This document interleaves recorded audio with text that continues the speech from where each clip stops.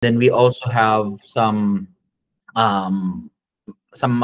programs din na pwede nating i-share sa mga mga kababayan ko dun sa Baguio City. And also recently na invite na rin ako as a speaker, and I'm so glad as well na last time sa Digital Impact I was invited as a speaker nung time na yan, sa event na yan. So yun, that's what I do. And yun, thank you so much. So let's talk about more na ngayon sa magiging upcoming topic mo, kasi yung topic mo this coming December 6 to 8 is about being invisible to irresistible, and how to sell you, positioning yourself for freelance success. So ano ba yung ano ba yung naging experience mo as a freelance, and how long have you been doing freelance bago ka nag-shift, para malaman naman ng tao, sa mga, for those people who just wanted to start out as a freelancer or nasa freelance ngayon pero hindi pa sila sa success na gusto nilang abutin. Okay. So yes, so initially actually nasa call center ako. So I work in the call center for 9 years bago ako mag-work from home. So 2008 to 2015 I believe nung nag-start ako na nung umalis na ako sa call center. So 2015 nag-start ako. So 10 years na ako sa freelancing in VA industry. And initially talagang ang ginagawa ko lang is more on general VA, tapos nag-a-apply sa mga platforms, and yun, later on I was able to find a framework na nag-work sa akin para makapaghanap ng mga clients. So if I may ask, ano ba yung ano naging strategy mo at the beginning of your journey nung nandun ka as a freelancer? Because I know kahit sa ako on my end, medyo mahirap talaga sa start, especially kung wala kang direction, wala kang knowledge towards freelancing and how to divulge in that. Especially may tao na masabi nating may knowledge na digitally, may skills na, at meron ding wala naman pero gusto mag-dive in. So ano yung masasuggest mo sa kanila para ma-start nila ngayon before 2026? Okay, so noong una kasi what I always do is to showcase my skills. So yun yung laging ginagawa ko. And I always go to platforms nga na applying for different positions in the marketing field. And instead of me providing them my value, kung ano yung mga results na nagawa ko na, I always do the skills lang. So I would suggest sa mga bagong gustong maging freelancer basically dito sa industry na to, I would suggest na provide value. So ipakita nila yung mga results na nagawa nila dati by the use of portfolios, of course. Kasi kahit naman bago ka pa lang, there is an option for you, and there are other ways for you to create your own portfolio by providing free services para in return meron kang portfolio and testimonials coming from your clients. So yun yung naging leverage ko, instead of me always providing them, hey, I know how to do this, I do this, I'm a web designer, I'm a SEO specialist. So instead of me doing that, switch ako to providing, hey, these are the customers that I've worked with, and then these are the results that I gave them. So yun, after ko ginawa yun, it was actually magaganda yung result na nangyari. So nagkaroon na mas maraming leads and clients on my end. And speaking of portfolio, ang usual mong portfolio, do you send it through like LinkedIn, or do you send it on specific Google Drive? Kasi myself personally, ang experience ko kasi more on copywriting. Ang naging portfolio ko before was Google Doc lang. So I don't know on your end ano yung style mo ng portfolio. So ano ba yung ginawa mo at that time para magpakita ng proof? At that time kasi since ang services na binibigay ko is web design and yun nga, SEO. So I have to show people that I also have my own website. So talagang ginastusan ko siya, tapos gumawa ako ng website so that I can also showcase that, hey, I can do this. So instead of you just giving me a task na from scratch, I can show people. Parang ganun. Talagang pumikit mata ako nung hindi pa masyadong malakang kitaan dati. Pero nung medyo may konti na, ang ginawa ko is yun, bumili ako ng hosting ko, yung pinakamurang hosting, tapos pinakamurang, may free na rin siya na domain. And then I started from there na gumawa ng portfolio. Although right now, especially after the pandemic, ang dami na naging option na pwedeng gawin ngayon. May mga AI na may free domain, gano'n. So, actually, ang dami ng options ngayon eh. Pero back then, talagang ginawan ko siya ng paraan para at least maging part din ng portfolio ko yung site na yun. Yung dati, not sure, anong year ka ba nag-start? Na nag-freelance? Nung dati pa kasi, 2015, 2016. Pero back then, ang ginagawa ko pa is more on sales. So, appointment setter, tapos cold calling, yung mga ganun na B2B. Yun yung mga ginagawa ko back then. And then, bumalik ako sa school, nag-IT ako para matutunan ko ako yung Cisco network admin, ganun. So, pero nung 2020, pandemic, hindi ko rin nagamit. Kaya, buti na lang, medyo may skills din para sa design and development. Kaya, doon na, 2020 na talaga ako, or 2019 talaga ako nag-start mag-web design. So, would you say mas preferable sa freelancing world ang my skills rather than my bachelor degree or whatsoever, di ba? Yes. Well, there are instances na rin advantage din pag sinabi mo kasi na okay, graduate ako ng ganitong skill and at the same time may skill ka. It goes hand in hand. Pero yeah, I would agree at some point din na yung iba mayroon silang degree but they don't have the skill yet. So sometimes it's not hindi sila natatanggap kasi yung client natin, especially sa freelancing world, hinahanap din talagang may skill. So yun.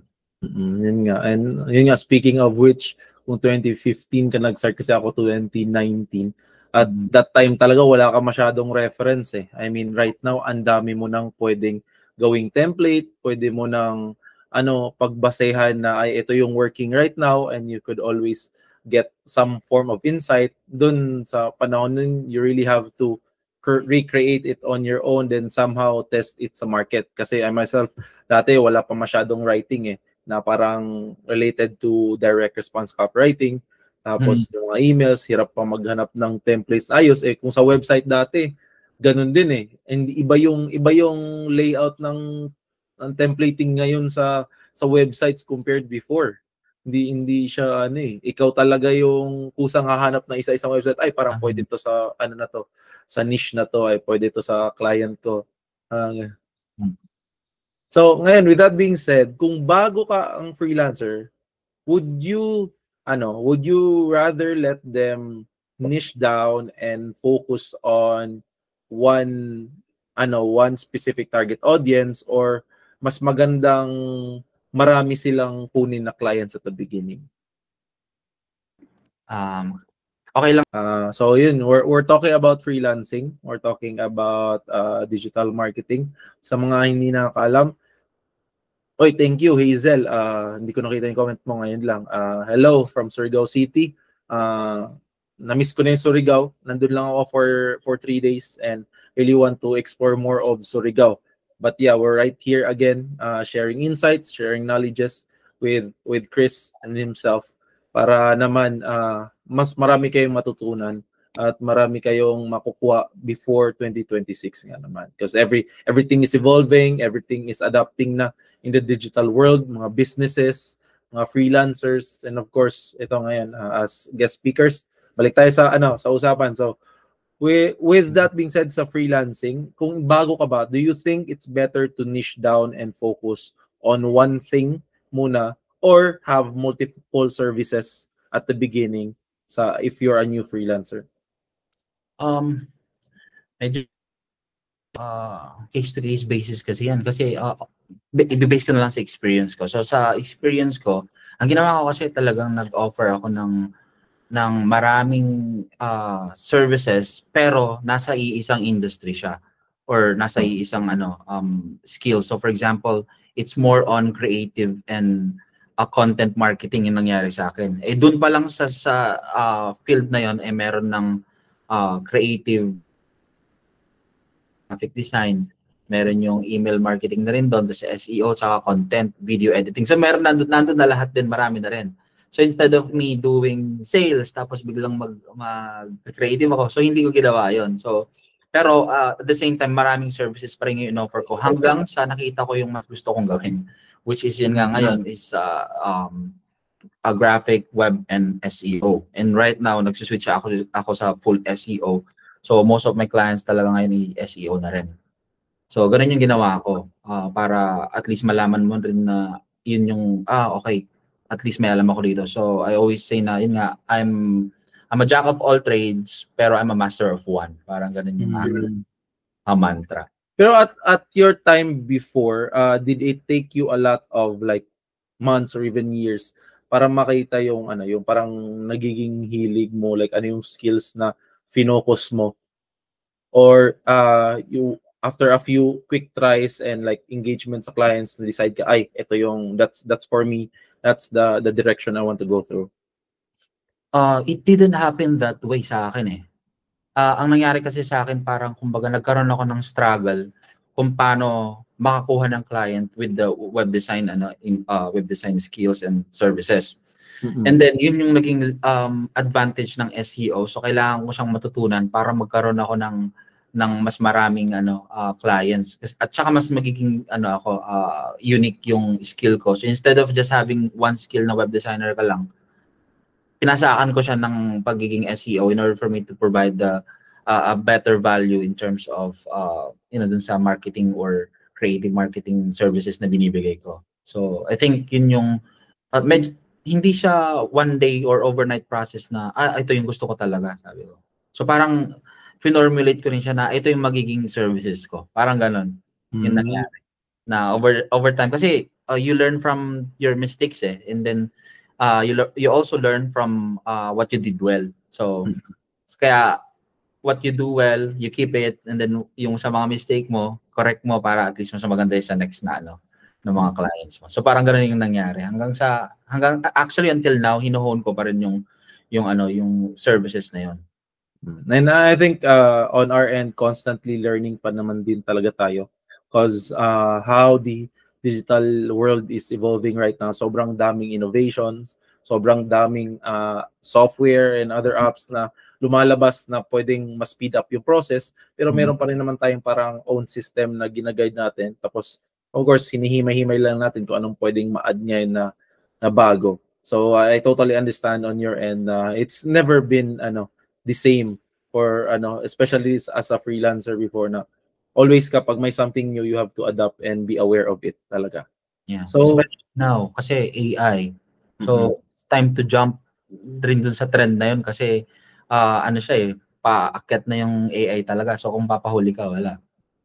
And with AI, are you currently using bang specific na mga AI na ginagamit mo right now for your businesses?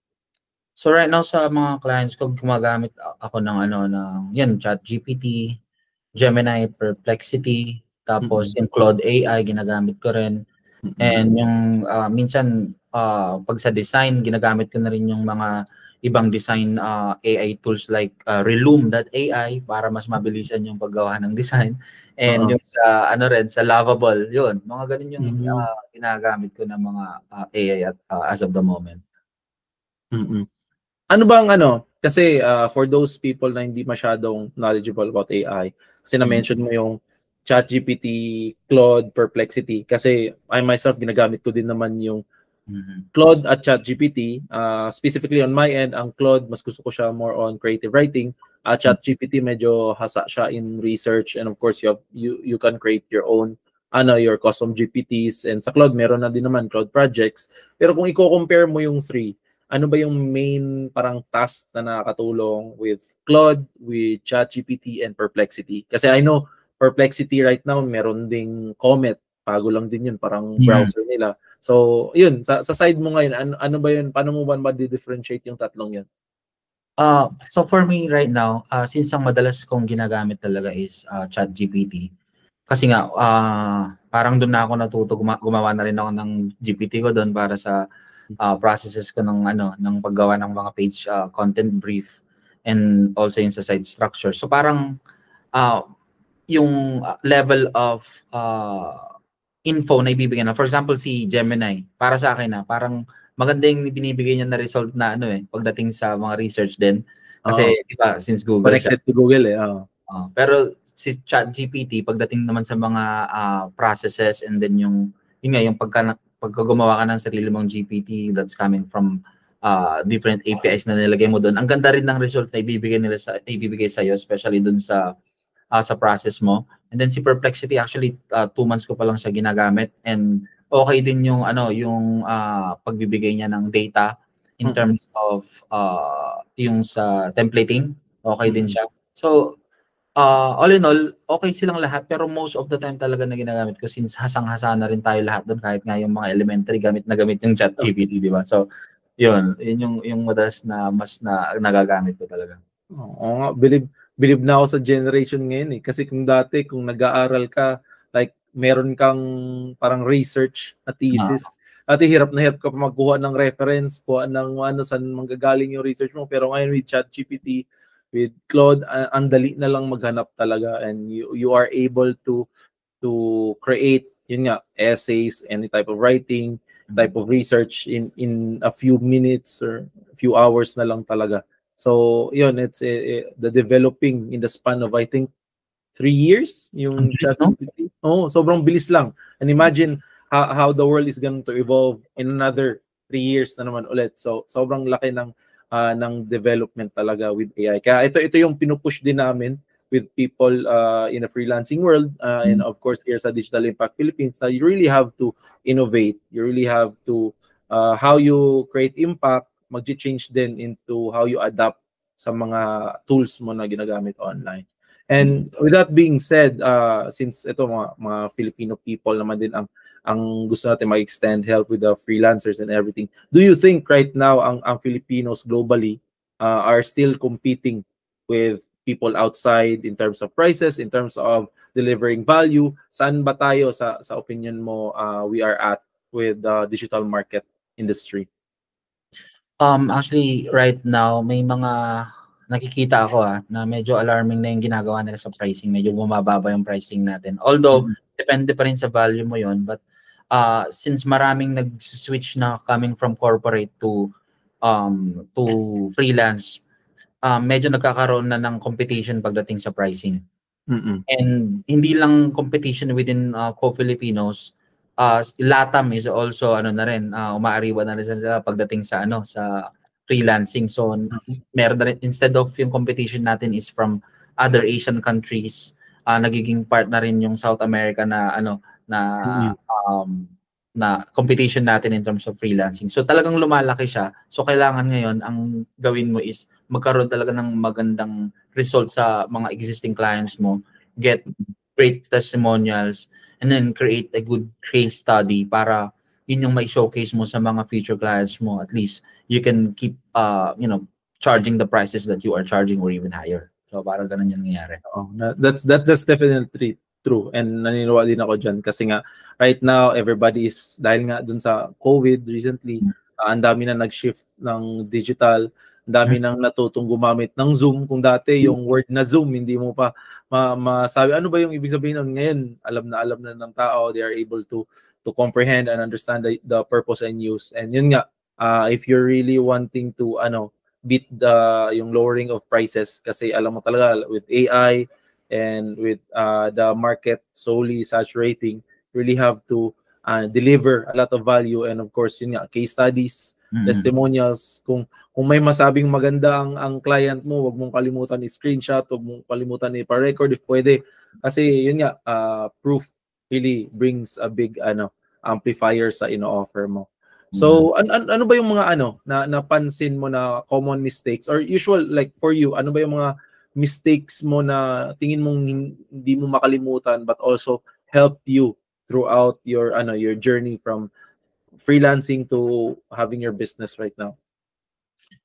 Actually, same pa rin. Yung parang kumbaga dati, yun nga, instead of me providing yung results, I always do upskill kahit wala pa naman akong ginagawa doon. I already brag it na, okay, hey client, ito yung ginagawa ko, so I can do this, I can do that, so parang natuto ako doon na okay, hindi pala lahat ng client or it doesn't make you unique kung ganun yung ginagawa mo, kasi halos lahat ng mga freelancers ganun din, especially yung mga starting pa lang. So that's how they provide other or present themselves. Pero yun nga nung natutunan ko na okay, hindi pala siya ganon na dapat meron kang sarili mong na-mention ko to nung nung last time na nagkaroon tayo or nung last sa Surigao about sa framework na ginagamit ko, which is yung appeal, yung natutunan ko during my time in the sales industry. So parang yung acknowledgement, probing, engagement, answering objections, and locking in yung sale mismo or locking in the job. Naman dito, since it's a freelance opportunity. So ganun yung naging framework ko na and it's always effective for me. Kaya yun yung ginagamit ko, not only with that industry, but almost all industry ginagamit ko na siya.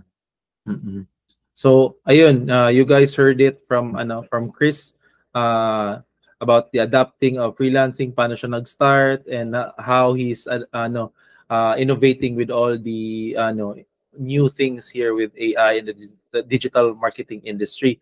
So ano ba yung what's the one thing na attendees will walk away if they're going to attend this coming December 6 to 8 sa Digital Impact Philippines? Sa ano mo pa lang, sa topic mo pa lang, and so far sa mga hindi nakakaalam, we have over 15 speakers. So alam nyo talaga that we're bringing tons of value from our experiences.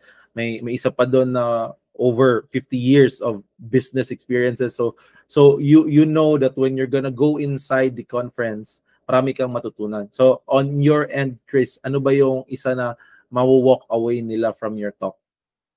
Actually, grabe yung mga kasabay natin na mga speaker. Kayo, actually puro CEO kayo. So ang nakikita ko doon talaga, first, from me, you would walk away having known na freelancing is not, hindi sa parehas ng how you apply for a job.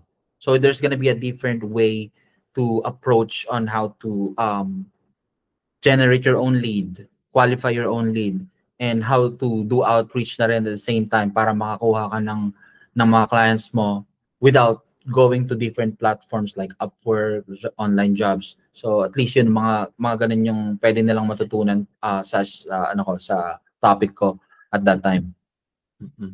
And sa ikaw na din na naka-attend ng Digital Impact Conference sa Surigao, which is, if you don't know guys, this is a caravan of basically going around the Philippines. Nag-start kami ng Surigao. I was invited there, and Chris as well. And then ngayon nag-move sa Cebu. Then ang next feature may Manila, may Baguio, may Davao. Hopefully we get to see each other again soon. Pero yun nga, we are going around the Philippines delivering impact digitally and of course personally to people. So ano ba yung naging experience mo, and what do people will expect sa loob ng DIP this coming December 6 to 8? So for me, yung naging experience ko, it was really great. Kasi naka-attend na rin ako ng mga ibang mga events na ganon, which is okay siya, pero this event, marami ka talaga matututunan, especially yung day 1, day 2 pa lang, busog na busog ka na sa ideas and information. Tapos sa day 3, nandun yung yung main event, kumbaga, Pacquiao tsaka So parang marami kang matututunan, not only from the speakers, but also yung networking din, yung connection na makikreate mo from the people na mag-attend dun sa event. And si Sir si Sir William, he's very hospitable. So talagang yung event is impactful. Ika nga, base sa pangalan na Digital Impact, so it's impactful for the attendees. That's definitely true. Kasi yun nga, we've experienced it firsthand sa Surigao, and we've seen how it changed lives from a lot of people in Surigao, and we also want to make a lot of change dito sa Cebu, because especially from what happened recently, naman natin, everything needs to adapt, everything needs to make some changes. And if you're someone who really wants to build your freelance success sa in today's world, especially in the upcoming 2026, then we highly suggest you join us and meet with us. Of course, network with us. Di nyo alam, baka may ma-share kami sa inyo na knowledgeable na ma-add nyo sa freelancing success nyo, sa business nyo, that may take your current state 5 times or 10x better. So yeah, if you don't know about it, go to www.digitalimpactphilippines.com.